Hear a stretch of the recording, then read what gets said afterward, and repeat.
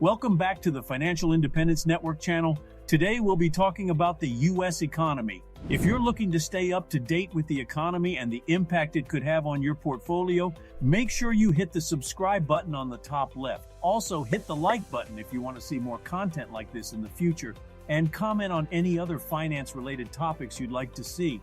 Are you ready to hear about some exciting news in the world of finance?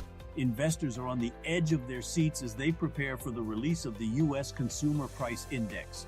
The report could show no meaningful let-up in inflation, leaving few safe places to hide just as systemic risks may be growing. Fun, right? Investors are bracing themselves for the worst, with inflation traders expecting to see a 6% year-over-year headline CPI rate for February. That's following January's 6.4% level. Yikes! The core reading should come in around 5.5% year-over-year, little change since January's data, according to researchers at Barclays. I mean, what else could go wrong, right? This is likely to add up to an environment in which investors will need to rely on less traditional asset classes than ever before. Who knows? Maybe we'll see people investing more in real estate and international stocks. When the U.S. suffered through stagflation in the 1970s, the most important takeaway for investors was that high inflation was uniformly bad across multiple countries for both stocks and bonds. So maybe it's time to invest in something like unicorn horns or dragon scales. Just a thought.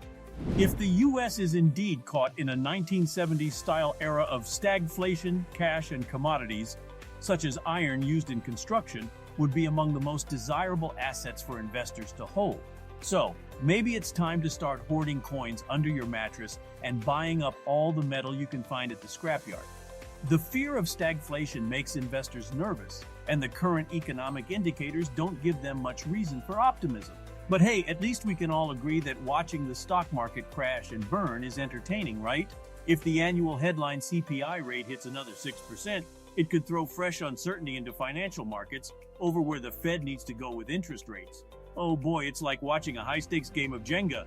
So get ready, folks, it's going to be a bumpy ride. The closure of Silicon Valley Bank has put a focus on the toll of higher rates and placed a cloud over other banks. On Sunday, U.S. regulators shut down New York-based Signature Bank, thus a second financial institution they shuttered after Silicon Valley Bank's collapse. But who needs banks anyway? Let's all just bury our money in the backyard like a bunch of squirrels.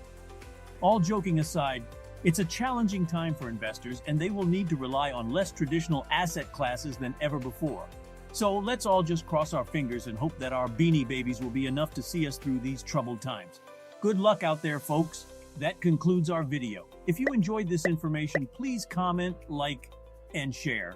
Also, make sure to subscribe and hit the notification bell so you don't miss our Friday series on the steps to achieving financial independence. Thanks for watching.